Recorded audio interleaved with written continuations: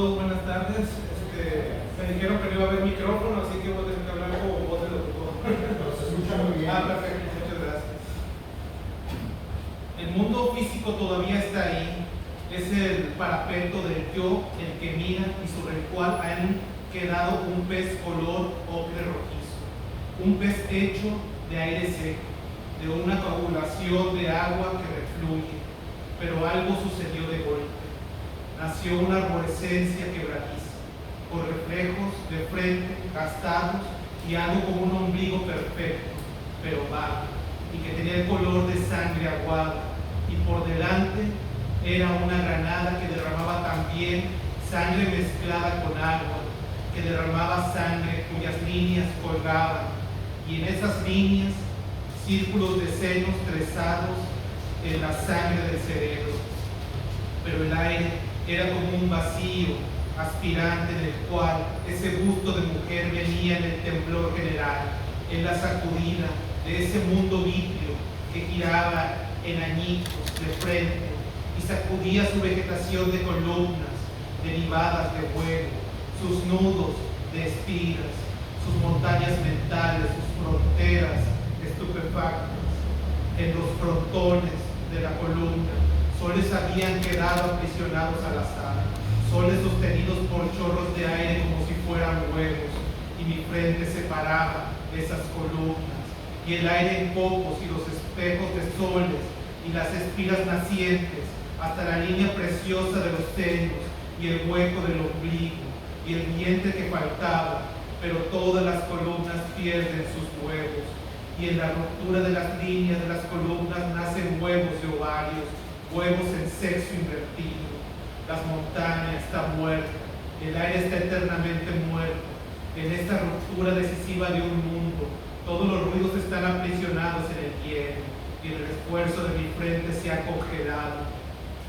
Pero bajo el hielo, un ruido espantoso atravesando por capullos de fuego rodea el silencio del vientre desnudo y privado de hielo, y ascienden soles dando vueltas, y que se miran las lunas negras, fuegos terrestres, trombas de leche.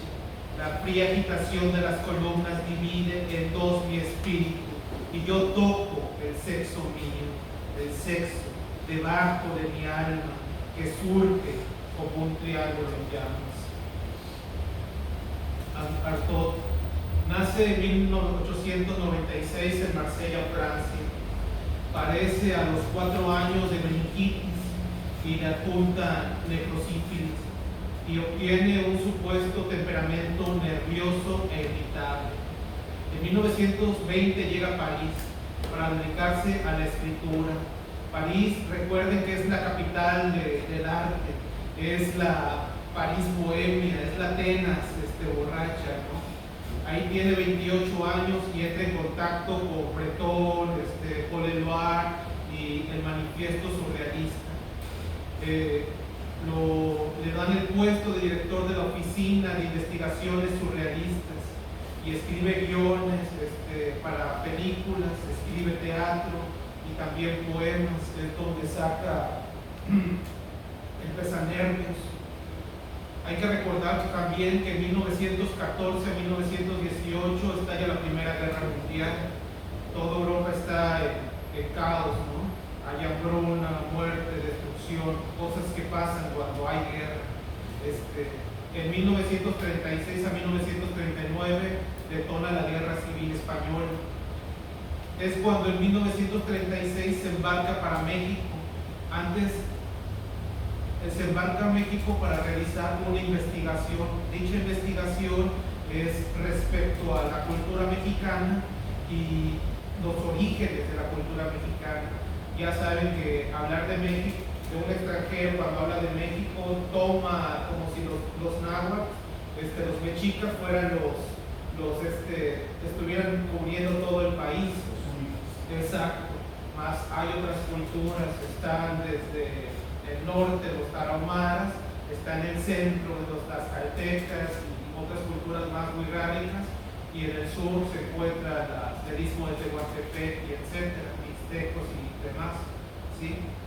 En eso contacta al poeta Torres Bodet, que es un agregado cultural en París, mismo que arregla los documentos y arregla todo el trámite para que Artaud venga, y los contactos más que nada, para que venga aquí a México, ¿no?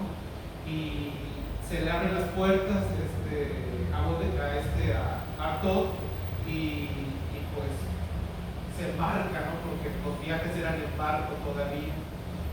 Llega a La Habana, ahí es en La Habana donde recibe de un brujo la espada de Toledo, que se convierte en el talismán que llevará consigo Artaud en el transcurso de su vida. Después se embarca nuevamente rumbo a Veracruz, y en Veracruz llega a México. En México está gobernando Lázaro Cárdenas, ¿sí? Y no es momento para el arte toda vez que venimos de una revolución, de movimientos ideológicos y también del boom del comunismo aquí en México también. Hay un grupo de escritores que se llaman los contemporáneos, grupos sin grupos, ¿sí? Aquellos que creen saberlo todo, ¿no? Que haberlo vivido todo, no le prestan atención a todo toda vez que lo ven como un payaso, ¿no? Una caricatura de una revolución, de un circo, ¿no? Aquí se trabajan las bellas artes, ¿no? Se sienten los griegos, se siente ese plan de Vasconcelos, ¿no? De traer la cultura helénica al mundo, ¿no? La cultura helénica y la cultura latina, para que se educara al pueblo mexicano.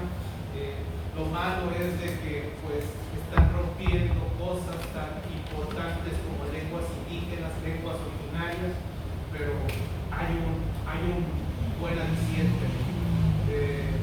Los guardianes de la alta cultura, los Villarrota, los Gorostiza, que no está mal, pero todos tienen derecho a vivir experiencias, y Artaud viene cargado con imágenes, con fuerza. Es el mejor Artaud en su mejor momento, el que llega aquí a México. Artaud lo hicieron, los doctores de su época lo hicieron adicto a los opioides.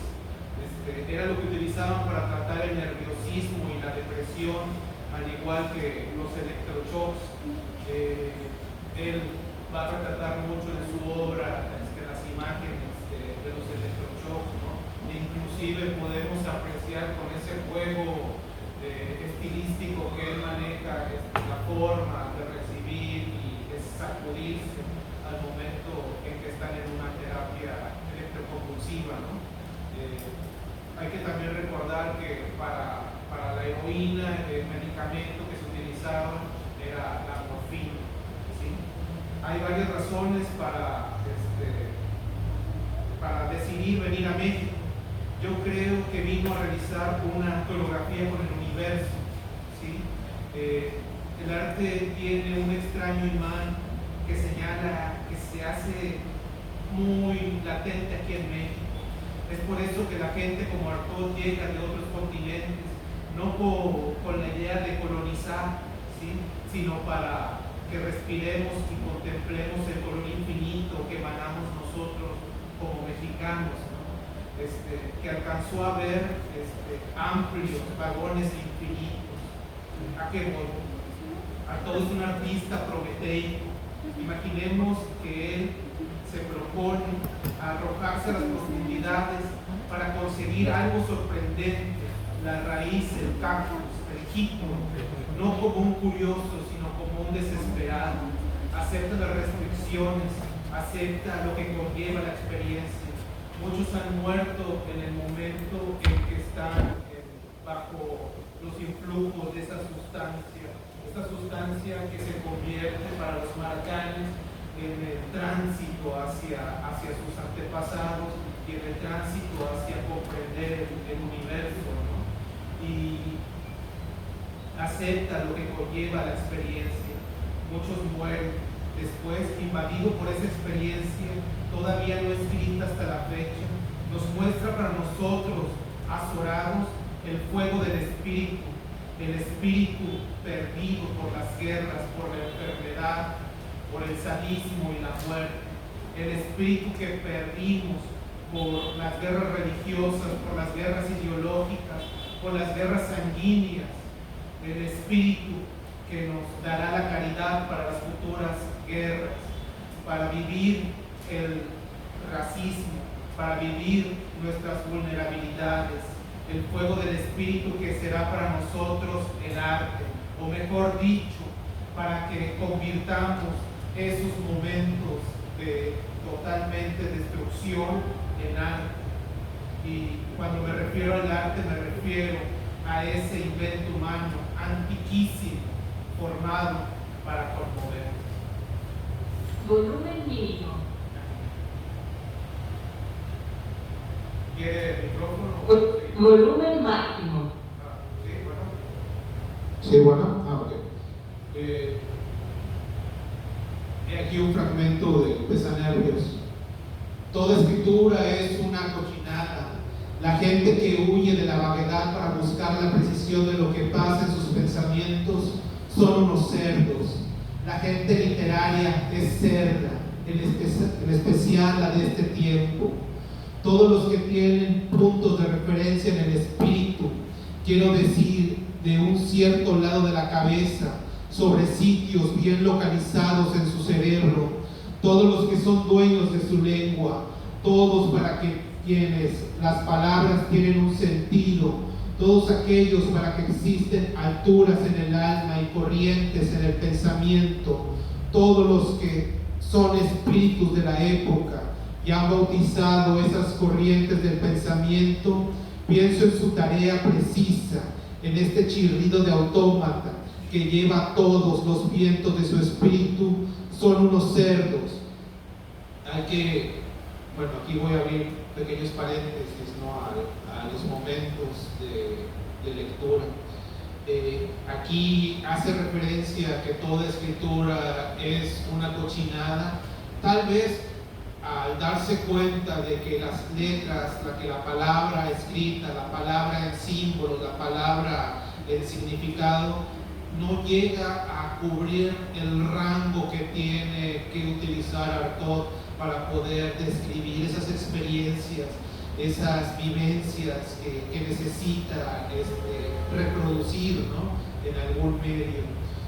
Tal vez en esta época de híbridaje, en performance, en la videograbación o inclusive la instalación podría servir, ¿no? Para poder demostrar parte, no todo de lo que Artaud quiere mostrarnos, ¿sí? Y también hay un descontento, hay un sentimiento de frustración, de rabia por parte de él, para los surrealistas, toda vez que como las nuevas corrientes están siendo fraguadas en Europa, él opta por tomar la línea comunista, ¿sí? Y los surrealistas lo ven con desaprobación, ¿no? Inclusive empiezan a decir cosas tajantes de él, y él es esta manera en el que está siendo contestatario. Aquellos para quienes ciertas palabras tienen un sentido y cierta manera de ser, aquellos que afectan también sus maneras, aquellos para quienes los sentimientos poseen categoría y discuten sobre un grado cualquiera de sus clasificaciones hilarantes, aquellos que creen todavía en términos, aquellos que ponen en movimiento ideologías habiendo adquirido un rango en la época, aquellos cuyas mujeres hablan también, y estas mujeres de igual manera hablan también y hablan de las corrientes de la época, aquellos que creen aún en una orientación del espíritu, aquellos que siguen vías, que agitan hombres, que hacen gritar las páginas de los libros, esos son los peores cerdos. Pero con qué gratuidad habla, joven. No, pienso en los críticos barbudos y los he dicho, nada de obras, nada de lenguas, nada de palabras, nada de espíritu, nada, sino un bello pesanervios, una suerte de estación incomprensible y erguida en medio de todo espíritu.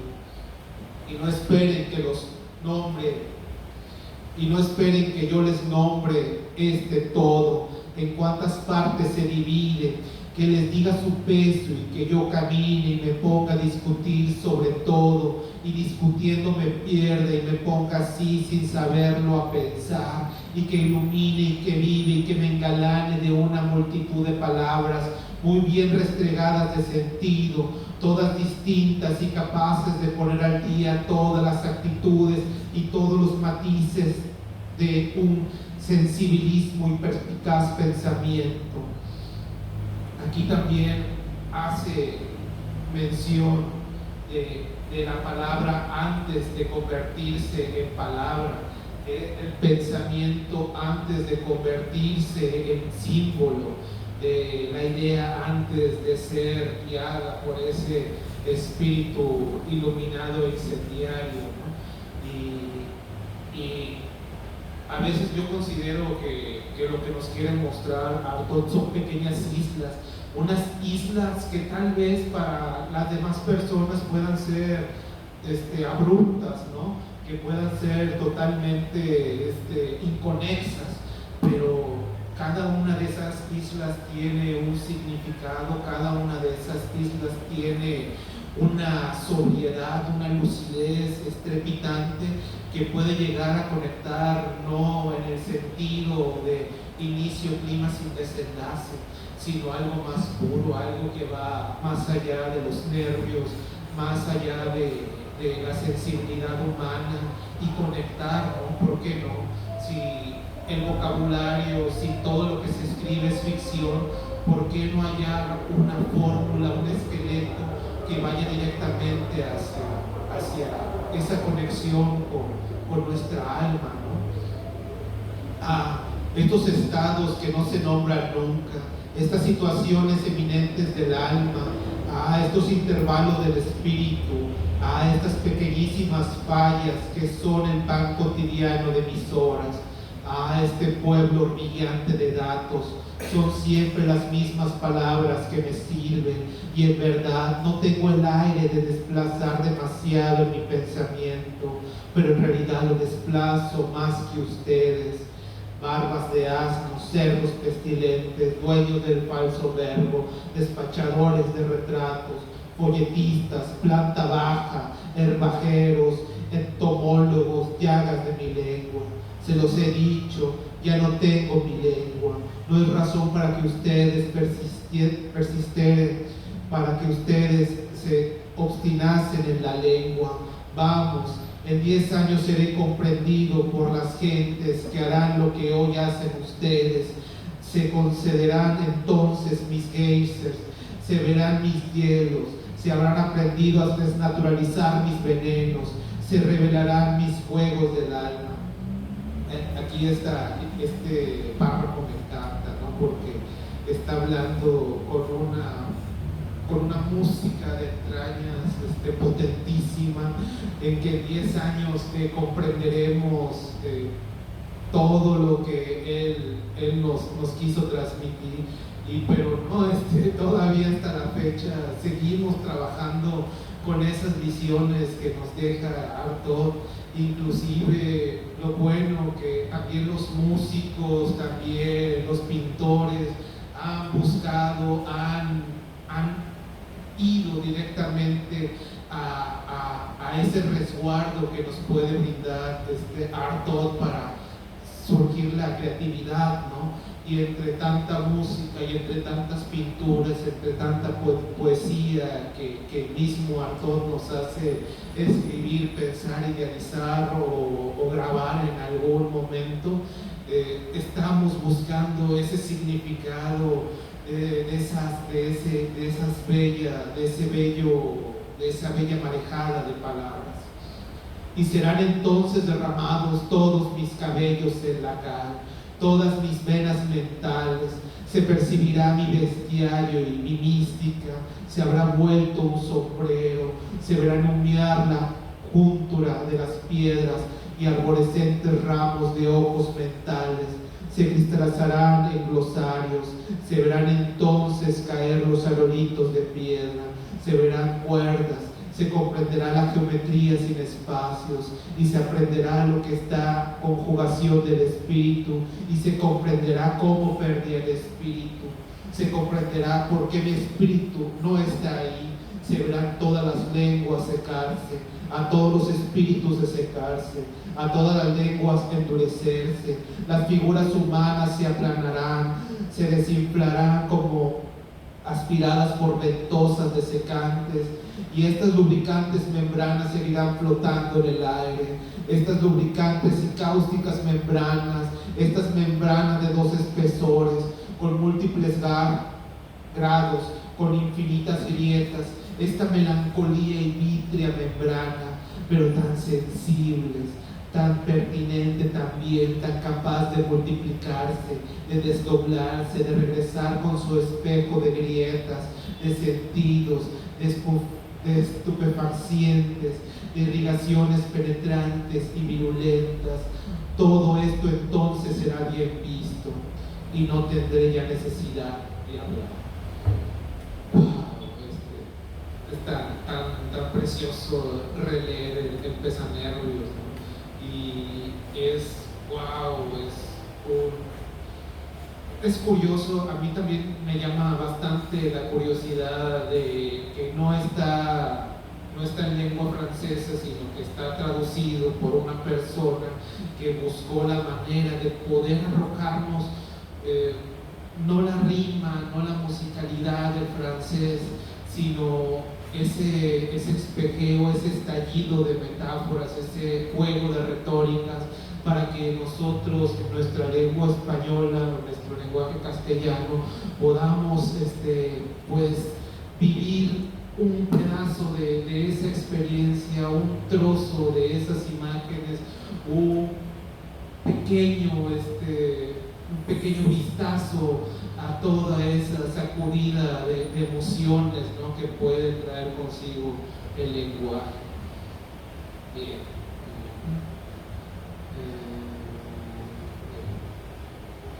El poeta Elías Nandino, con su sensibilidad que lo caracteriza, le dio hospedaje al misterioso escritor francés y nos regala diversas anécdotas. Entre ellas me llama mucho la atención que una vez que se estableció en los bajos fondos de la Ciudad de México, Artaud llevara a un enano en una canasta, ¿no?, a Nandino. Nandino, recuerde que a pesar de ser un gran poeta, también era médico cirujano, ¿no? Y se lo llevó a Nandino para que lo curara. El enano tenía una sobredosis y Nandino lo ayudó. Llama mi atención la actitud de Artaud de rescatar a alguien perdido. Alguien lo hubiera dejado morir, ¿no? Inclusive lo hubieran aventado a la basura, ¿no?, a un ser humano. Los drogadictos es una constante, el pánico, la indiferencia, el abandono, el abandono es una constante, ¿no?, de ese tipo de personas en los bajos fondos. Pero Artaud salva a otros también drogadictos que tienen problemas y los lleva con el poeta Elías Nandino, ¿no? Y los quiere salvar, ¿no?, llevándolos con él, y Nandino los ayudaba. Me llama mucho la atención ese momento, ¿no? Y bueno, aquí tenemos la descripción de un estado físico. Una sensación de quemadura ácida en los miembros, músculos retorcidos e incendiados, el sentimiento de un vidrio frágil, un miedo, una retracción ante el movimiento y el ruido, una inconsciente desarreglo al andar, en los gestos, en el movimiento, una voluntad tendida en perpetuidad para los más simples gestos, la renuncia al gesto simple, una fatiga sorprendente y central, una suerte de fatiga aspirante, los movimientos a rehacer, una suerte de fatiga mortal, de fatiga espiritual, en la más simple tensión muscular, el gesto de tomar, de prenderse inconscientemente a cualquier cosa, sostenida por una voluntad aplicada, una fatiga de principio del mundo, la sensación de estar cargado el cuerpo, un sentimiento de increíble fragilidad que se transforma en rompiente dolor, un estado de entorpecimiento doloroso, de entorpecimiento localizado en la piel, que no prohíbe ningún movimiento, pero que cambia el sentimiento interno de un miembro a la simple posición vertical, le otorga el premio de un esfuerzo victorioso, localizado probablemente en la piel, pero sentido como la supresión radical de un miembro y presentando el cerebro solo imágenes de miembros filiformes y algodonosos, lejanas imágenes de miembros nunca en su sitio, la suerte de ruptura interna de la correspondencia de todos los nervios, un vértigo en movimiento, una especie de caída oblicua acompañando cualquier esfuerzo, una coagulación de calor que encierra toda la extensión del cráneo o se rompe a pedazos, placa de calor nunca quieta, una exacerbación dolorosa del cráneo, una cortante presión de los nervios, la nuca empeñada de sufrir, las sienes que se cristalizan o se petrifican, una cabeza hollada por caballos. Ahora tendría que hablar de la descorporización de la realidad, de esa especie de ruptura aplicada que parece multiplicarse ella misma entre las cosas y el sentimiento que produce en nuestro espíritu, el sitio que toma, esa clasificación instantánea de las cosas en la célula del espíritu existe no tanto como un orden lógico, sino como un orden sentimental, afectivo. Aquí me llama la atención todo este padecimiento, ¿no? Parecería que estamos hablando de algo que es inventado, ¿no? Pero también hay que darnos cuenta de que Artaud es un investigador, es un explorador, y tal vez este padecimiento físico que posiblemente no sea real, pero ya es real al momento de ser escrito, ¿no? por las manos de este artista. Y por qué no, son situaciones muy fuertes en las que el artista tiene que meterse a escudriñar donde nadie más se ha parado, ¿no? Es importante checar eso, donde nadie más ha ido para poder rescatar de perdido un pequeño grano, un pequeño fragmento, una pequeña pepita de ese oro y mostrárnoslo, ¿no? Es muy importante eso, recalcar. Y bueno, también de que son situaciones en que los artistas tienen que buscar la manera de conocer lo más escabroso, lo más terrible, lo más ruin que puede ser el alma humana, para describir un alma humana sin miramientos, ¿no?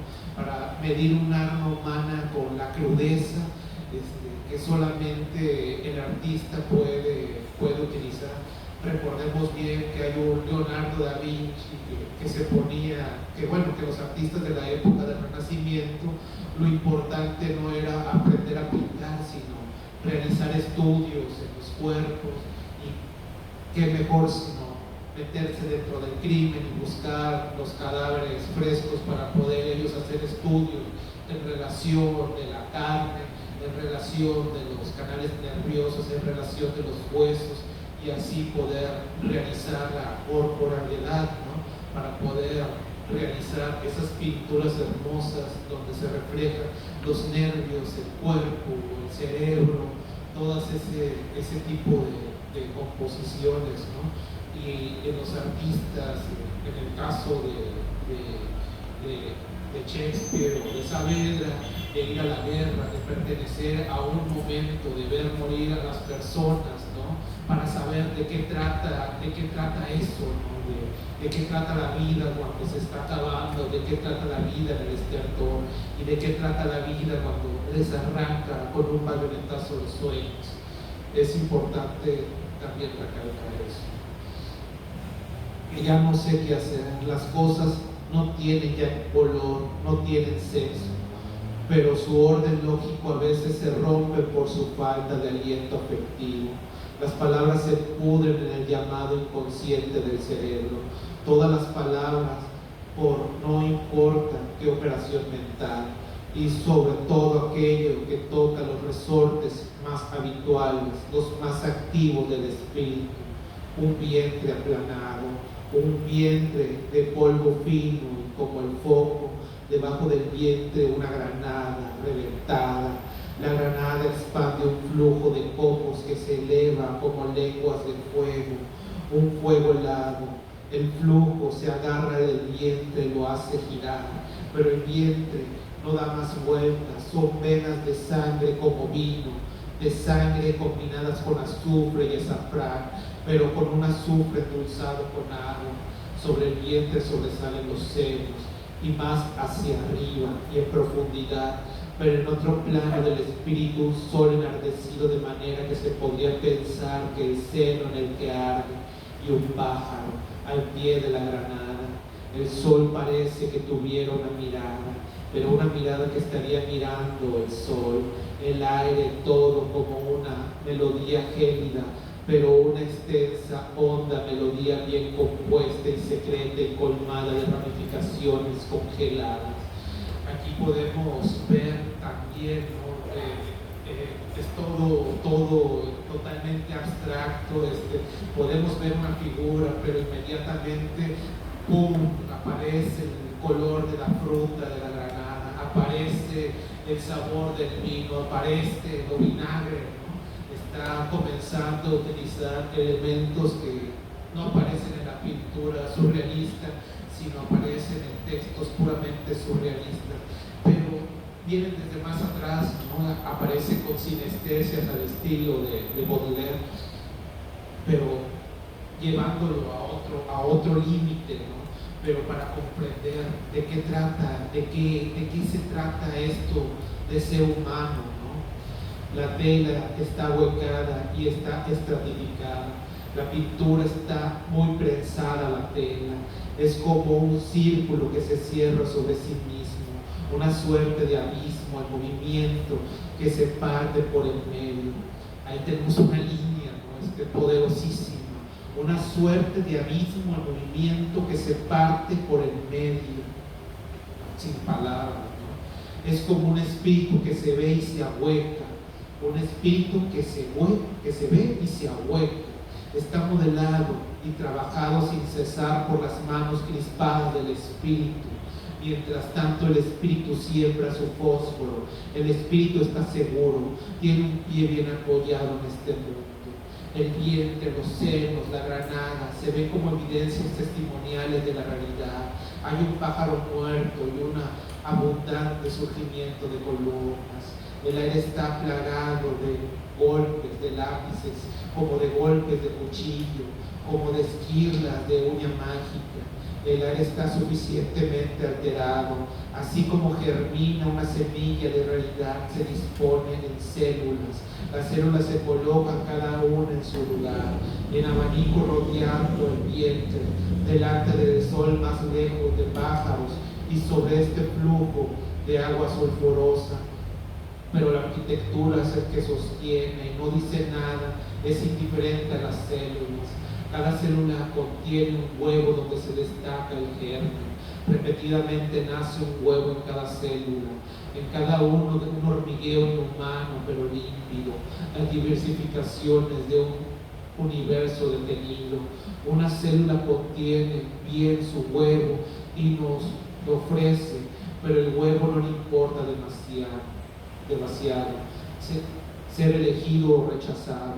Algunas células no llevan huevo, en algunas crece una espiral y el aire cuelga una espiral más grande, pero como azufrada de fósforo todavía y cubierta de realidad. Y esta espiral tiene todas las relevancias del pensamiento más potente. El vientre lleva a recordar la cirugía y la morgue, la bodega, la plaza pública y la mesa de operaciones. aquí está interesante, ¿no? Porque pues da las imágenes dentro de la pintura de André Masson, eso, ¿no? Tan fundamental. El vientre lleva a recordar la cirugía y la morgue, la bodega, la plaza pública y la mesa de operaciones. Recuerdo que hay inclusive algunos escritores que dicen, oh, no me gusta ese tipo de lecturas porque se dispersa la imaginación. Y yo considero que es importante este tipo de literaturas porque lo que hace es que tengamos un hervidero dentro de nuestra imaginación. Nuestra capacidad imaginativa debe estar totalmente buscando figuras, imágenes, sosteniendo olores, sosteniendo totalmente sentidos, degustaciones, todo lo posible para poder disfrutar plenamente de esta conciencia, ¿no? De este ser humano, de esta experiencia humana, no solamente que quede en una línea y se resuelva el poema de una manera tan simple, ¿no? Pero bueno, el cuerpo del vientre parece tallado en granito, en mármol o en yeso, pero un yeso endurecido. Hay un casillero para una montaña, las burbujas del cielo dibujan sobre la montaña, una aurora fresca y traslúcida. Alrededor de la montaña el aire es sonoro y compasivo, antiguo y prohibido.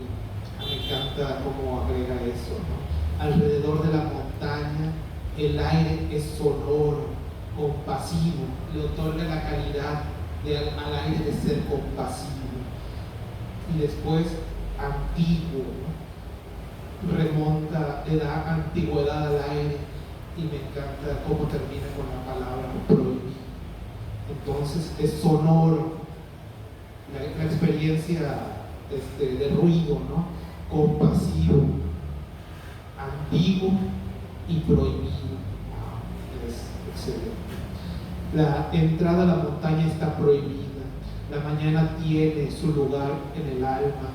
Ella es el horizonte de algo que no deja de retroceder. Produce la impresión del horizonte infinito.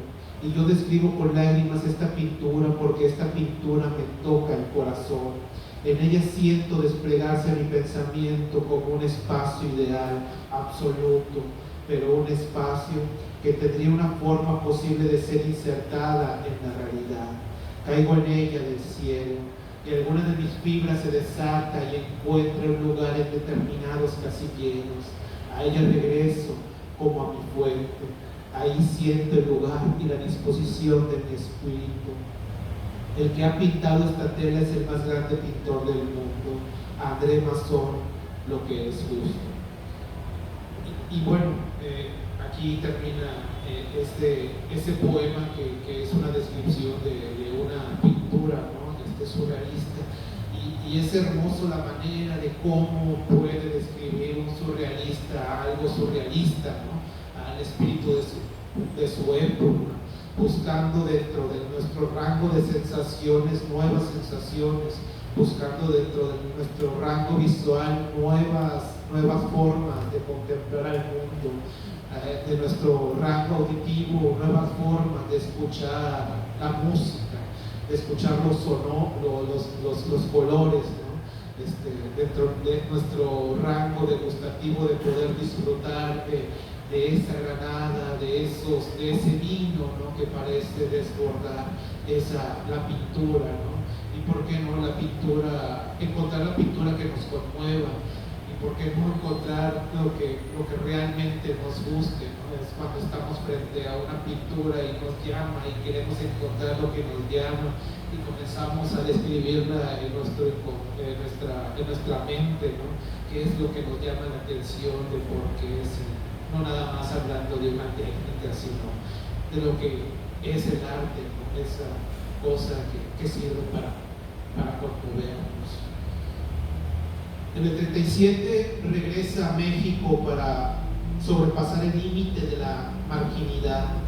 Después pasa 9 años en el manicomio, más electroshocks, más logra sacarlo sus amigos surrealistas. sus amigos reales del manicomio, y ya en el 48 lo diagnostica de cáncer colorectal, ¿sí? Y una de sus últimas declaraciones es la siguiente: sé que tengo cáncer, lo que quiero decir antes de morir es que odio a los psiquiatras. En el hospital de Rodez yo vivía bajo el terror de una frase: el señor Artaud no come hoy, pasa a electroshocks. Sé que no existe tortura más abominable. Pienso en Van Gogh, en Nerval, en todos los demás. Lo que es atroz es que en pleno siglo XX un médico se puede apoderar de un hombre y con el pretexto de estar loco o débil hace lo que él le plazca.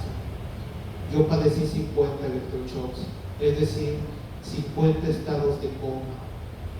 Durante mucho tiempo fui amnésico. Había olvidado incluso a mis amigos, Martin Robert, Henri Tomás, Adamov. Ya no conocía ni a Jean-Louis Barrault. Aquí en Irving, solo el doctor de Mals me hizo bien. Lamentablemente murió. Estoy asqueado del psicoanálisis, de ese freudismo que se la sabe de todas. Y es curioso, ¿no?, que el eterno hechizado, el hechizado eterno, muere días después al pie de su cama abrazando un zapato. ¿Y por qué es importante leer Artaud? Después de todo este viaje, de todo este centelleo de imágenes, de momentos donde el espíritu, donde la persona puede resplandecer, tal vez comprendamos varias cosas. Una sería de que no todos los drogadictos, las prostitutas, los homosexuales deban ser totalmente desechados, ¿no?, por una moral falsa, sino que podamos descubrir cosas importantes de nosotros en ellos, ¿no?, para poder comprendernos. Otra cosa más es pues disfrutar, ¿no? Hay tantas cosas que disfrutar, tantas cosas que nos enseña Artaud, que tenemos la experiencia de vivir y comprender y disfrutar, ¿no?, que es bueno siempre tenerlo dentro de nuestras lecturas, dentro de nuestro librero, dentro de nuestras batallas, ¿no? Y me llama mucho la atención de que hayan venido para compartir parte de esos chispazos, de esos centelleos, de esas islas de total lucidez, ¿no? Y pues vengamos también a compartir parte del fuego prometeico que tiene este amigo nuestro, ¿no? Discúlpenme si no es amigo, pero para mí sí lo es, y compartir sus palabras y compartir parte de su vida. Y bueno, muchas gracias.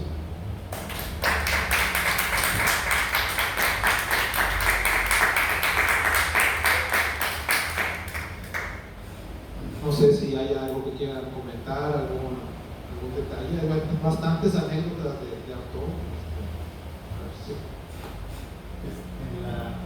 Cuando viene a México, ¿hace alguna obra escrita o teatro, de cine, de alguna cosa? Viene a documentarse, viene a recabar información para crear su libro que está en el Fondo de Cultura Económica sobre los tarahumaras. Y pues wow, es de todo. Es que se hacen muchas cosas con ese libro.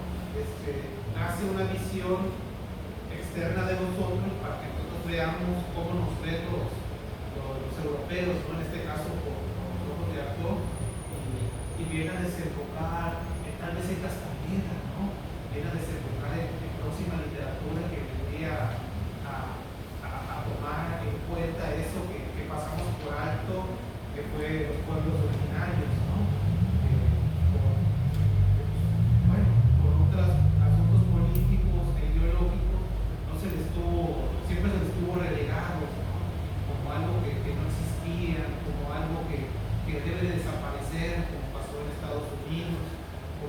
parte de lo que ocurrió con los yaquis, ¿no? Tienen un conocimiento, tienen información valiosa, no eurocéntrica, sino que es lo que sigue, ¿no? Que pongamos atención a los pueblos originarios. Sí viene a mostrarnos eso. Pero no, creo que no viene a hacer ninguna obra en México, viene a documentarse, a vivir la experiencia.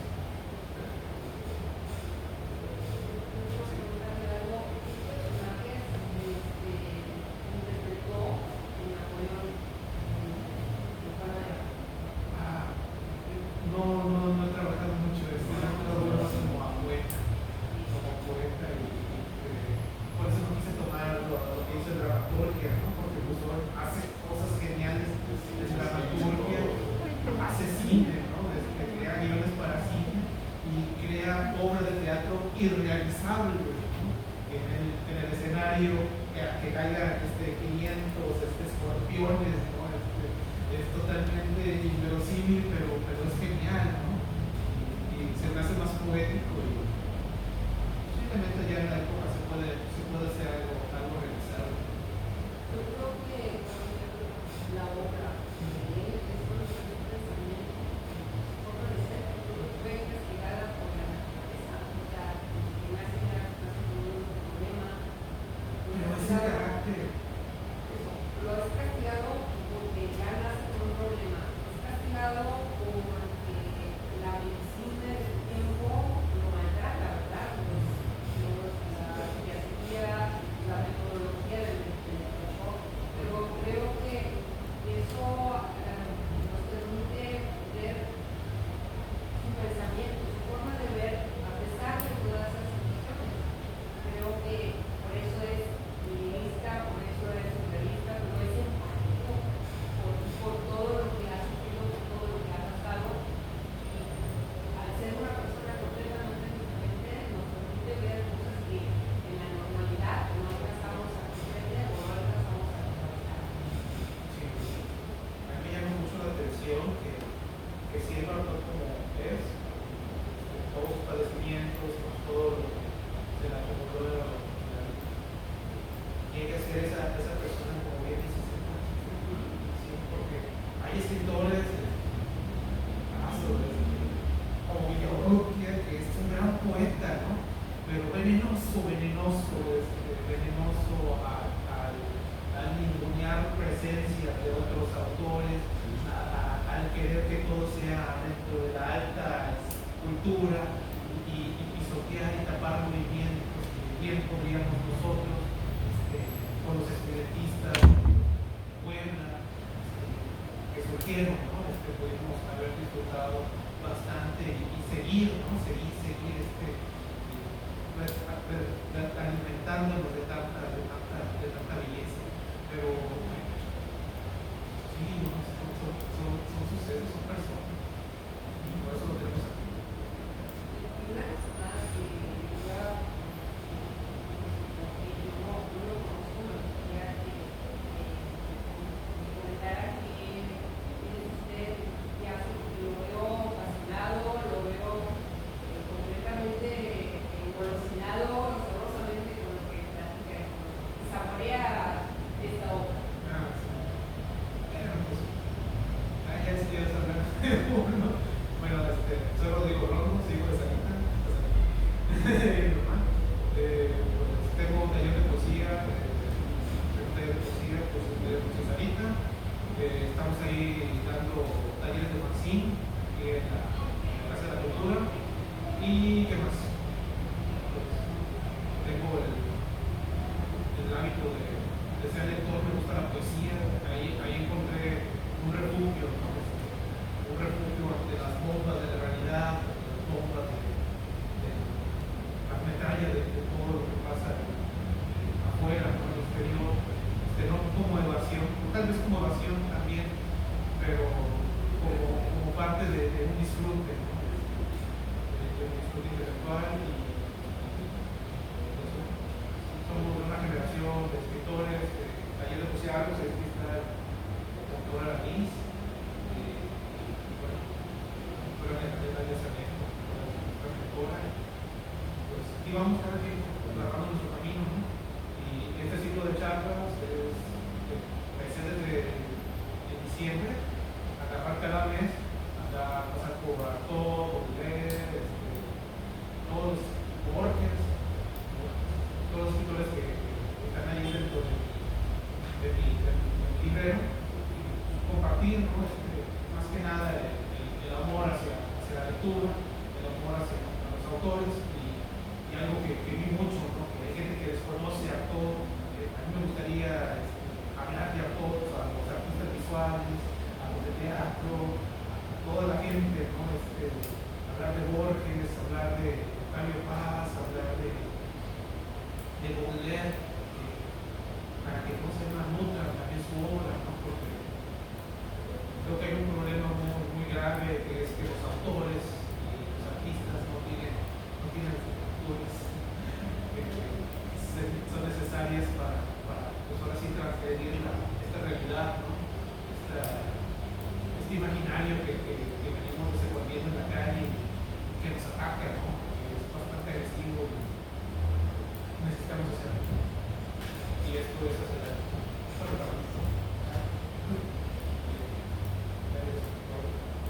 Muchas gracias.